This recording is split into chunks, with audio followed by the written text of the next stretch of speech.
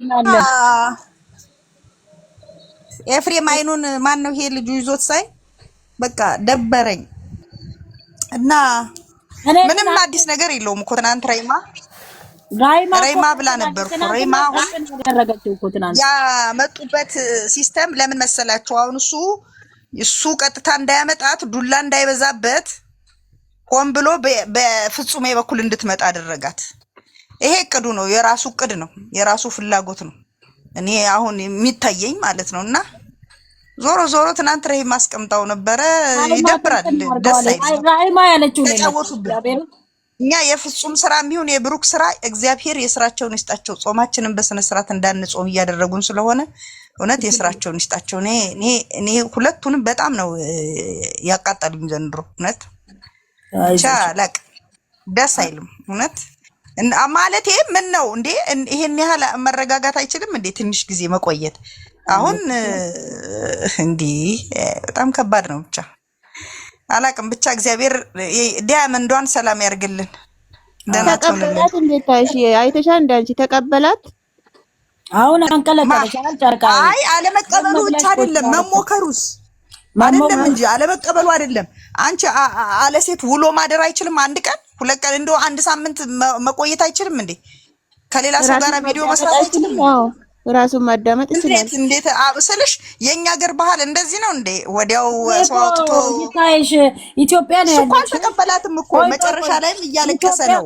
አንድ ነገር ኢትዮጵያ ላይ እንደዚህ አይነት አለ እንዴ? በባህላችንም እንደው ስራ በታሪክ የለም እንዴ?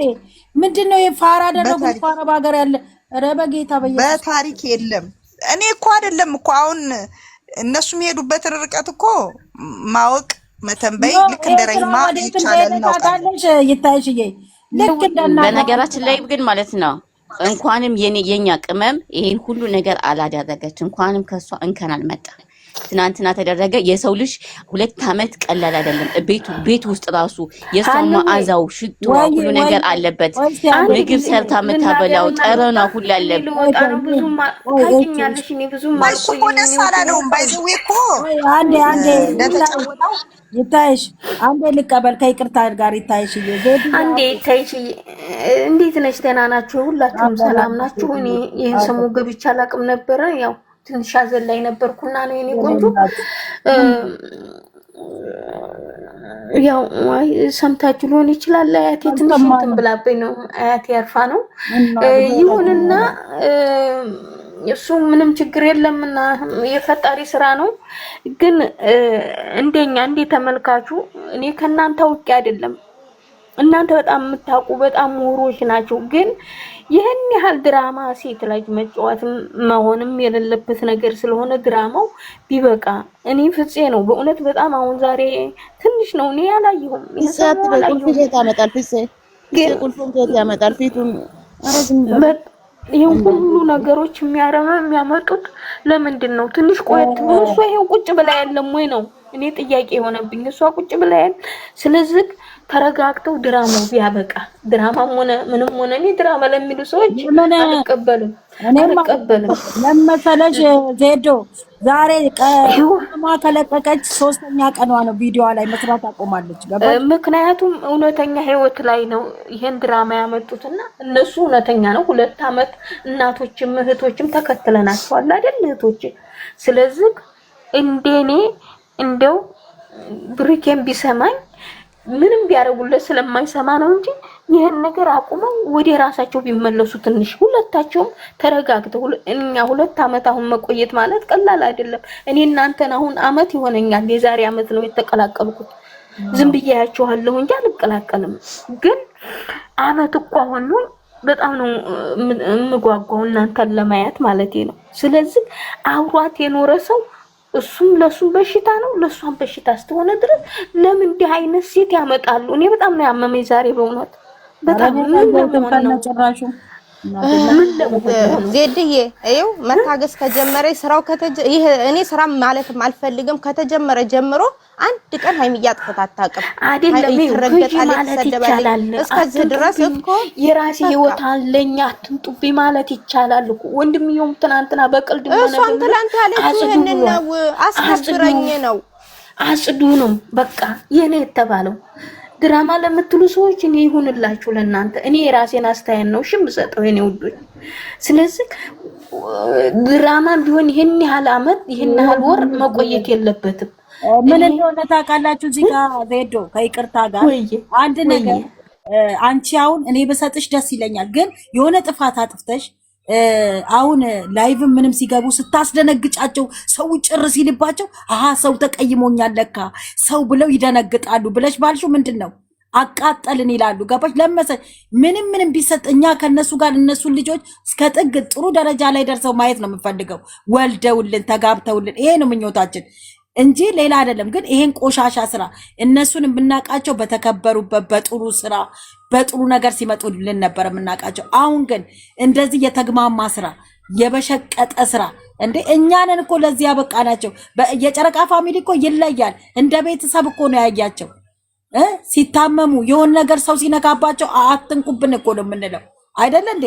ለምንድን ነው ይሄንን የሚያደርጉ? ስለሚወዳቸው። ይሄን የመሰለ ፋሚሊ ማጣት ደግሞ ዜድዬ በጣም በጣም በጣም ያሳዝናል። ጌታ ምስክሬ ነው። በጣም ነው ዛሬ የተቃጠልኩት።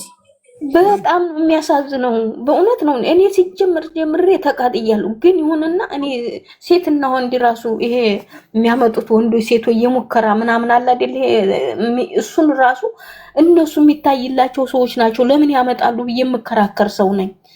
ግን ስራ ነው ብለው ስለሚጠሉኝ ነው። እኔ ፍፄ ራሱ ብላለች እኮ ትናንት ፍፄ ራሱ ቆንጆ ስለሆነ ነው ሴቶች የሚፈልጉ እያለክ ነው። ስለዚህ እኔ ራሴን ማዳመጥ ራሴን ከእንግዲህ በዚህ ሁኔታ ከአንተ ጋር መቀጠል አልፈልግም ብላ ነው ትታሄደችው። ገዛ ራሱን ማስተካከል እንዳለ በንጋታው ሴት ማምጣት ምንድን ነው? በተከታታይ በአንድ ቻናል ምን አይነት ሸይጣን ነገር ነው የመጣባቸው? ሸይጣን ነገር ነው ይሄ። ስራ ነው ብዬ አልጠብቅም። እኔ ስራ ነው ብዬ አልጠብቅም።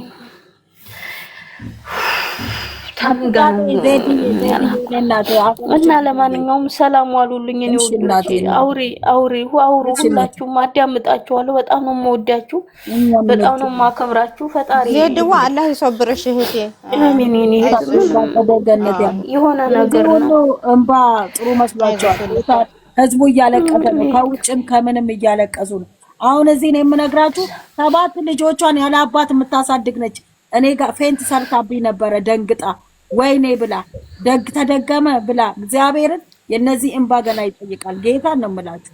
እኔ ሌላ ምንም አለ ስንቱ ዋጋ የተከፈለ አይደል? የማታውቂው ጉዳይ አለ ብታይ፣ የማታውቂው ነገር ሁሉ አለ። ስንት ነገር የተከፈለ ዋጋ። ያው እዚህ 7 አላባት ነው የምታሳድግ ልጆቿን። በጣም ስለምትወዳት ሃይሚን በቃ ተሰበረችብኝ ብላ ነው ፌንቴ እግዚአብሔርን። ኧረ በእናታችሁ ምን ወጣልኝ።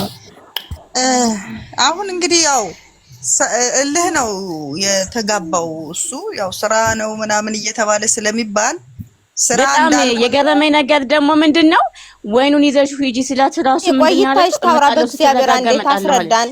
ሚሚ የኔ ቆንጆ ይታይሽ ታውራ ታስረዳን እህቴ። ኧረ ችግር የለውም ታውራ። እሷም ምንድነው አሁን እንግዲህ ስራ ነው እያሉ ሰውም አመኔታ እያጣም ስለሆነ አስቀድመውም እየተናገሩ ስለሆነ እነሱ በቃ ሁኔታውን ዙሩን እያከረሩት እኛንም እያቃጠሉን ነው ያሉትና እኔ እኮ አልኩሽ እኮ ይቺ ክብረቢስ ወራዳ ሴቶች መተው ምንም እንትን ቢሉ ምንም አይደንቀኝም። ምክንያቱም ያመጣትም ሲጀመር መጀመሪያ የሚያመጣው ፍፄ ነው። ለዚያችኛዋም አይኑን ይዞ ሀብል እንድታረግለት ያደረገው ፍፄ ነው። አሁንም ባለፈ ደግሞ ሰው መስሎ አንተ ነህ ወደ ህይወትህ ያመጣሃት፣ ጥፋተኛ አንተ ነህ፣ አንተ ማስወጣት አለብህ ብሎ እሱ ላይ ጮኸ። ያኔ ሃይሚ እያለች ሃይሚ ፊት እንደዛ ሲል ነበረ። አሁን ደግሞ መልሶ ሃይሚ እንግዲህ ትናንትና በቃኝ፣ ምክንያቱም ያለው ነገር ይሄ ነው ብላ ነው ትክክለኛውን እንቁጭ ያደረገች።